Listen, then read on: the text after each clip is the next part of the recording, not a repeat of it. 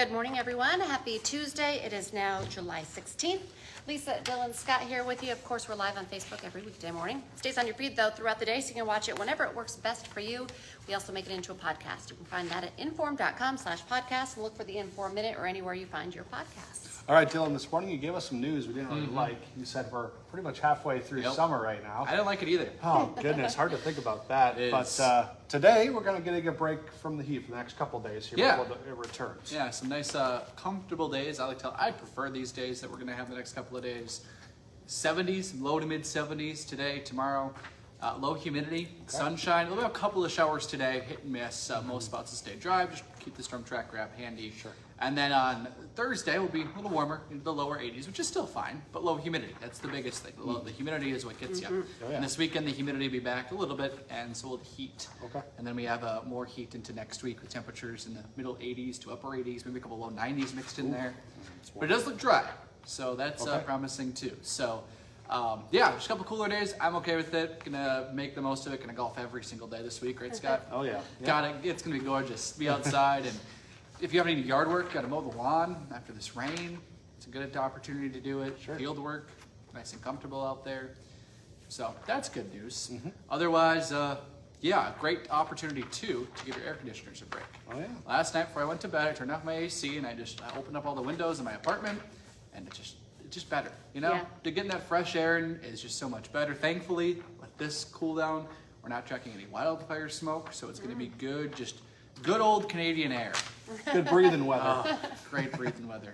But the heat is coming back, in case you are loving this heat. Yeah, it's coming back. Just a little break is what you're calling it. Yep, just a little break. It's back by the weekend. The AC isn't going to get that big of a break. But moving into the weekend, it's going to be another, not probably as warm and humid as last weekend, but still warm and humid. More warm and humid than it will be today, tomorrow, and Thursday. So. Okay, sounds great. Cool. Thank you, Dillon. You bet. Dillon. A big story we're tracking for you this morning. We have new details on a deadly crash that happened on I-94 near Jamestown. We do know 2 young boys drowned after the SUV they were in crashed into a slough. WDAY had the only reporter on scene. We have learned 1 adult and 7 kids went off the road late Monday afternoon, about 10 miles west of Jamestown. Troopers tell us a semi may have also been involved. Of course, still early in the investigation as to what happened. Following several hours of searching, though, we do know the bodies of those 2 young boys were recovered from the water. One was 10 years old, the other just 7 years old. And we do know a little girl is fighting for her life right now.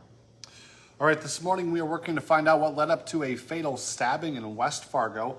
31-year-old Robin Lee is accused of stabbing 38-year-old Alexander Anderson in the chest with a knife.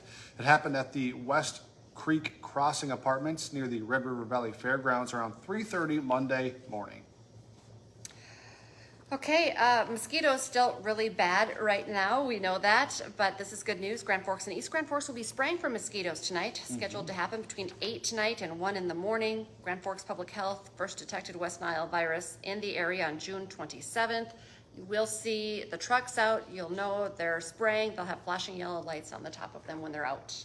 All right, North Dakota Governor Doug Burgum will not be former President Donald Trump's running mate. Burgum was widely believed to be on a short list for the potential VP nomination. Instead, Ohio Senator J.D. Vance got the nod at the Republican National Convention. It was also Trump's first public appearance since surviving an assassination attempt. Day 2 of the RNC gets underway today in Milwaukee. Hot Mic with Dom Izzo coming up 9 to 11 on WDAY Extra and Inforum.com this morning. History will be made today for West Fargo as Matt Strom represents his hometown at the Major League All-Star Baseball game. Dom's going to be talking about how West Fargo is going to be celebrating. That's a big deal. That's so exciting. Plus, the football season is creeping up and the Bison roster still being tinkered with. We're going to meet the newest addition to the team who comes from rival Northern Iowa. Hot Mic is on 9 to 11 on WDAY Extra and Inforum.com. And don't forget, for just 99 cents a month for your first 3 months, you can get an all-access pass to Inforum.com. Just go to Inforum.com/subscribe to get that deal. Have a great day, everyone. Join us for our next newscast coming up at 11 this morning.